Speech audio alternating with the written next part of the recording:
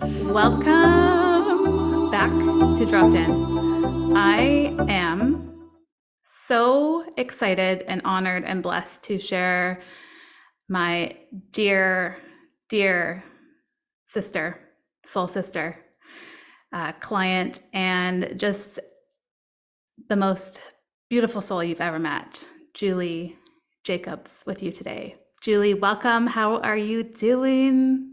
I'm doing great. Thanks, Meg. I'm so glad to be here. So grateful to have you here. Um, you know, Speaking with my soul sisters and clients is honestly probably my most favorite conversation. So I'm so excited to drop in with you today. So before we dive in and dive deep and drop in, I will share Julie's delicious bio with you. So, Julie is a simple human who's found her voice, shed some labels, and healed some wounds. Currently living in a joyful, juicy space of being present, nourishing my whole self, observing life as it unfolds, and not taking things too seriously. I love it. I love it. I love it. I love it. So excited to drop in with you today and go deep. So pre party, we were discussing about the sacred pause. And I know for me, as I was sharing with you, I have been in a sacred pause definitely over the last 6 months, more so over the last year to integrate everything. So I would love to tap into your sacred pause and, how you've been in the space of deep receiving, if you will. Yeah, I think it's only been just recently that I've actually realized that that's what I'm in. um, we've worked together a lot of years, and I spent the first 40 years of my life pushing boulders up the hill, right? Doing all the things for all the people, all the right reasons, and it's taken a lot of work to unpack what um, my purpose is, and really just to sit in where I feel I'm going, what fits, what doesn't, and just all the unpacking. So it's actually been only just recently where I think I've unpacked enough stuff that I can see far more clearly who I am and really receive a lot of the nudges and hear a lot of the wisdom, um, and enough that I can trust that, right? So I think I probably heard it a long time before I actually realized what it was, and a long time before I could actually trust that what I was hearing was for me. And yeah, so it's just I finally realized that I get to run the ship, right? I get to just go with the flow, and I get to just enjoy, and I get to just be present. Um and I think I probably have realized it recently as I just to back up, I've gone through some transitions in employment and roles, and really just slowed things down very purposely, and probably early on, maybe not so purposely, just sort of out of survival mode, but um, in slowing things down, I've developed such a great awareness of not only my own needs, but just the hustle and bustle of the world around, and how caught up I was in that. So I think Mm. as I'm realizing, oh my God, people are just so busy and always doing, and always they're missing it. We're missing it. Mm. So as I've gone through that transition and really stepped into this really quiet space, it's still, busy, and there's still things happening, and there's still really wonderful things going on. But um, I am way more present, and just there's just such joy in my day to day, right? It's really wonderful. So yeah, like I say, it's probably very new right now, and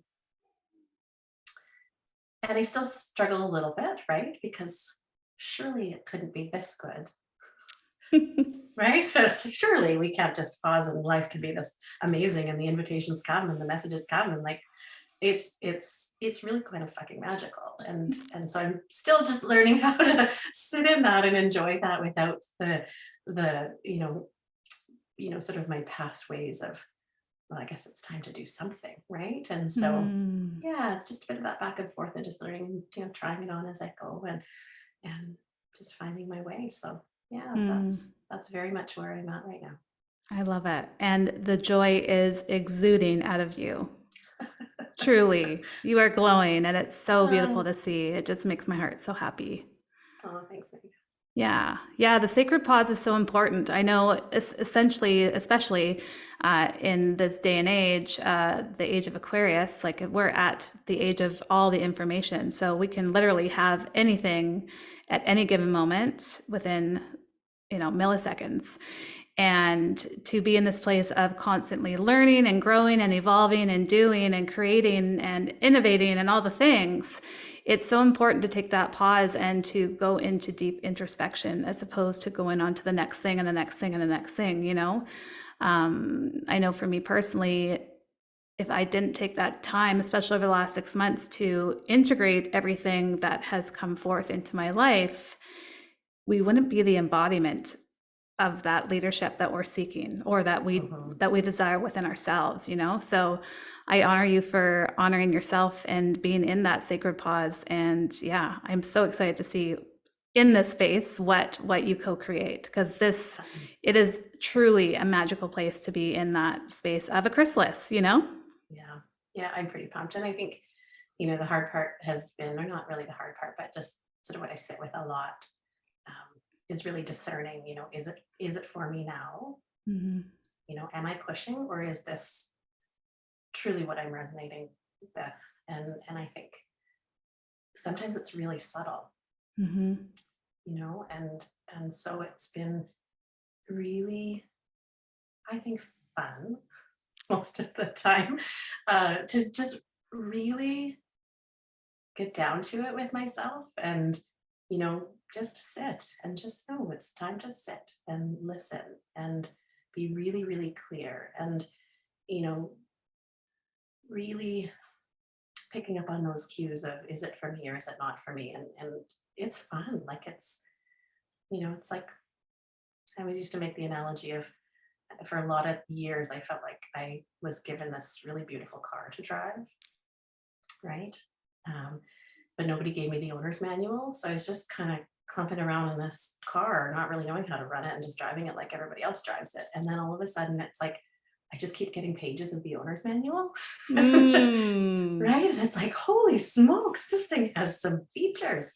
Right. And now I get to just refine into who I am and truly what my purpose is, who I am here to be. And it's not every other car on the road, right? I've just got this really fascinating machine that is just a joy to really explore, which is, you know, I go back to joy because again, I've spent so many years just, I didn't really like the car. The car didn't really Mm. run the way I wanted it to, and it didn't look the way I wanted it to, and all that garbage. And so to be with myself and really enjoy the process of discovery and exploration, and it's wonderful.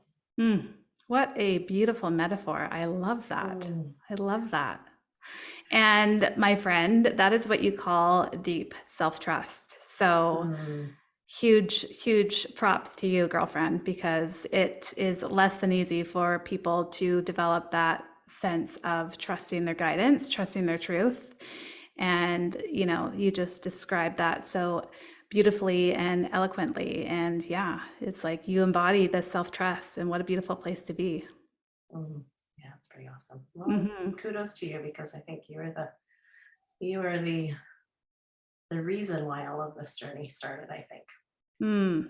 Well, thank you. However, I'm the vessel and you did all the Right. work. I knew you were going to say that. I will never take your You power. will never take the credit. No, it's you. It's always been you, and it will always That's, be you. that's wonderful. Yeah. So I was going to ask you, has it always been that way of self-trust for you? Has it always been easy for you to have that deep self-trust? No. I say no, but if I was totally honest, there were pockets of my life in retrospect where I can look back and realize that um, I made a few really significant leaps in my life, or made a few really big decisions in my life that I look back at now, and I don't know why if I was to explain that or to reason my way through those times in my life, I would never be able to explain to you why. So I think, there were times where I think that just took over, and despite me, my soul just leaned in and did the things that I needed at the time. Um, but being able to lean into that and trust it, no, it's been years, right? And that real battle between probably feeling it and making a different decision, right? And really that falling out of alignment. Mm-hmm.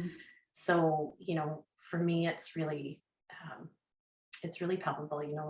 I really lean into, um, does it feel like integrity for me, right? That's how it shows up for me in terms of my values, is my Mm-hmm. integrity intact? And again, that took a lot of years to be able to really name what that was and what that felt like for me.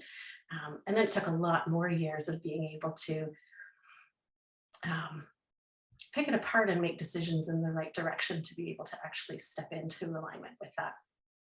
It was not easy, right? I mean, I think of the last few years, and I've had some significant transitions in my life that um, just life became so uncomfortable that I just couldn't, right? And I think again that goes back to those times in my life where I couldn't necessarily explain it. I wasn't tuned in enough to trust what I knew Mm-hmm. ultimately to be right for me. Um, I just had to wait for it to be so uncomfortable, right? Like I describe those times as the itchy little sweater that I can't wait to take off. Just like, oh, okay, I'm done. It's got to be done. I don't know where I'm going, um, but it's not here, right? Mm. So, um, and I've lived that pattern for a long, long time. I think you and I worked through that for quite a long time. Um, and I think I'm on the other. Oh, I always hesitate to say I think I'm on the other side of it because I know it'll circle back around in a different form at some point in my life. Maybe, hopefully, not as painful, um, but for sure with trusting myself and trusting the nudges that I get and trusting the decisions that I need to make. I feel far more grounded in that at this stage of my life than I ever have. Mm. It's not just because I'm super uncomfortable, it's because it feels right. And that just feels so much better, right? I haven't necessarily had to wait until the discomfort arrives or the itchy little sweater shows up. Mm-hmm. I just get to make it because it feels right. Um, Mm. yeah, Dropped in. dropped in. Mhm. Yeah.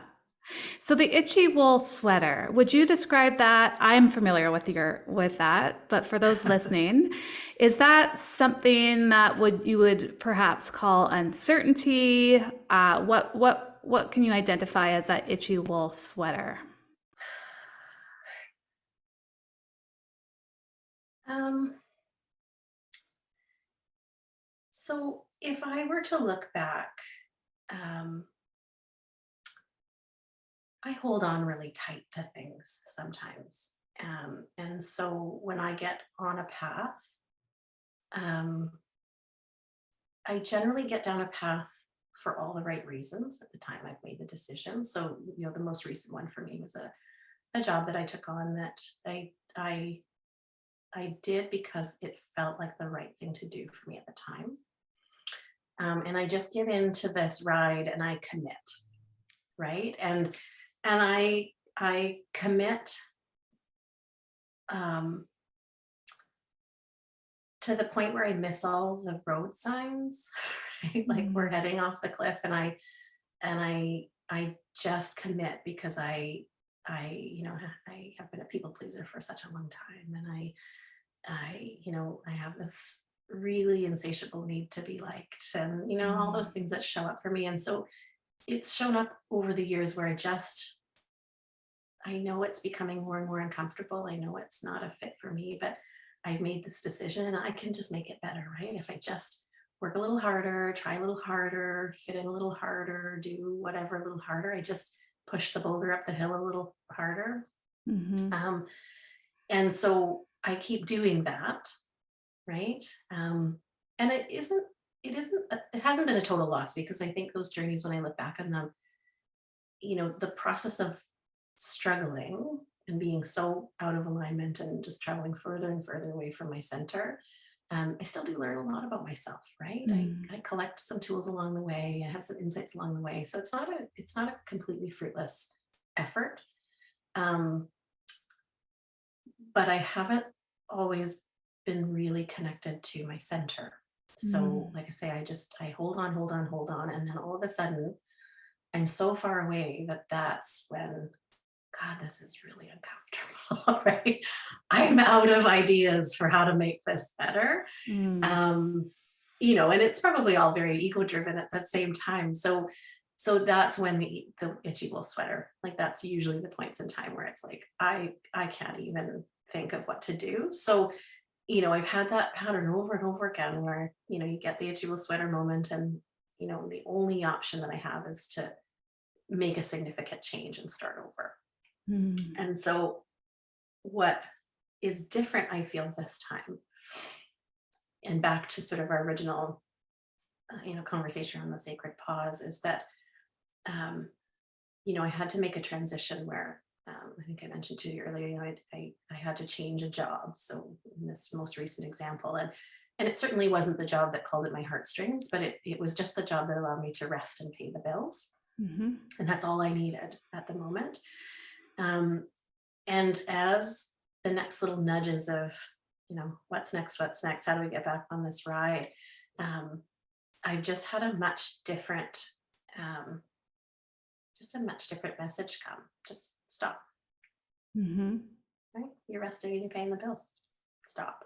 Mm. And and as it started to unfold, um, I started to really notice the impact that had in my relationships with my husband, with my teenage son, with the people around me. It has impacted the choices that I make in terms of how I nourish myself, right? Mhm. And it's so funny because it's all the things I know. It's all the things I know. And it's all the things I talked about. It's all the things I know. Um, but but I think for whatever reason, this timing is just a little bit different. Mhm. So I think that really contributes to the joy factor is, yeah, I can just wait and I get to listen. And again, the joy and just the simplicity of every day, right? To get up and to have a cup of coffee and to watch the birds feed outside my window or walks, and just simple. Mm. Yeah, I simple. love it. I love it. I love it Oh, too. I Yeah. love it for you. I love all parts of it. It just sounds so magnificent and so aligned. And I love that you lead your life with your values. And I love that you have transitioned from that like masculine push force. I just keep seeing this boulder getting forced up this like massive mountain to now being in the space of like really embodying the feminine energy and being in that beautiful flow, that fluidity, right? Yeah. Yeah. Yeah. And now the trick now I'm finding is to really, um, so I'm very hyper vigilant when I go out into the world now. So, I've returned to the organization that I left for all the right reasons. It's not my final destination. I do know that, but it allows me to do some meaningful work and continue to rest and pay the bills. But what a difference in the observation of the environment when I've had the opportunity to step back and and step back in from a much more centered, grounded, aligned place. Mm. Um, and it's for me sometimes really tough to watch because I see all these wonderful humans who have such gifts and they're still pushing boulders up the hill. Mm-hmm. And so, I have to be very um, I have to be very aware, and I have to be very grounded when I go back into that space, because how easy it is to just be pulled back into that vibration, right? It's Mm-hmm.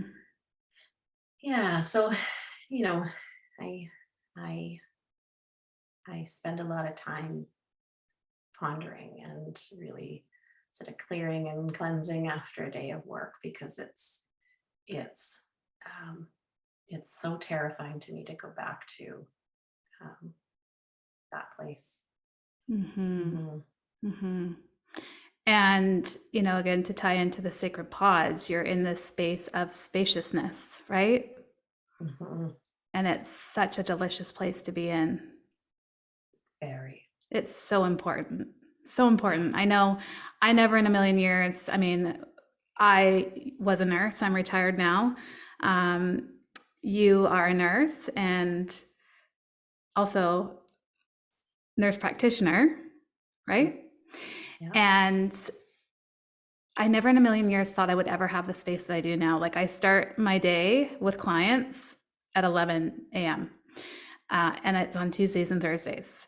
And like I wake up around 5 every morning because I'm excited to, but I have that space to be with myself, and I honestly like it is so important to cultivate whether you are working full time or you're working part time or you are working for yourself. Like it's so important to carve out that time to be in the spaciousness because that's where we develop the self trust and that's where we receive the downloads, and you build that discernment. Like, is this a full body yes or is this a no, not right now, or is this no, not at all, right? Yeah. It's in that Yeah. spaciousness that we get to receive those downloads. Well, and the abundance that exists is still a little bit wild to me, right?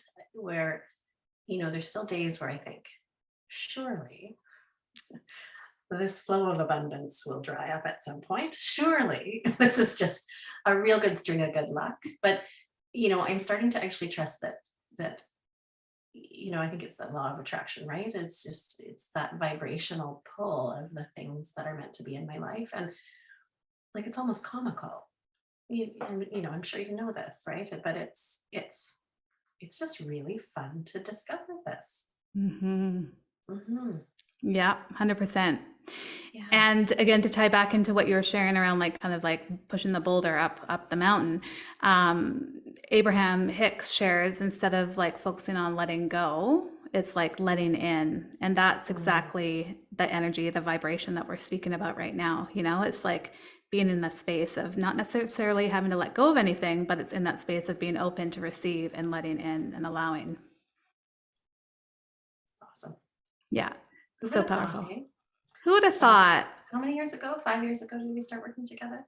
Who would I have thought? think so. I think so. And I was actually in Costa Rica. I That's remember, I right. remember because my husband and I used to go That's away for right. long periods of time, so I would work with clients while I was away. And I remember having calls with you in Costa Rica. So yeah, That's right, because we had to figure out the time zones. yeah. That was probably the hardest part of the work was figuring out the darn time zones. Oh, totally. So true.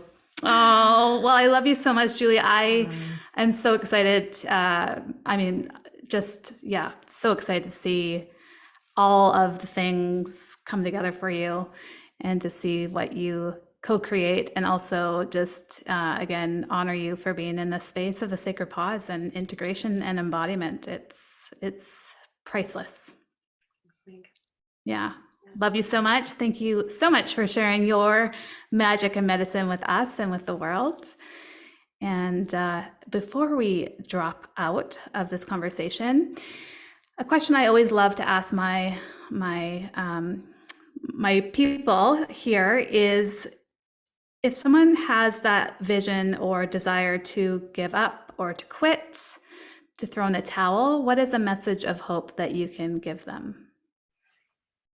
hmm.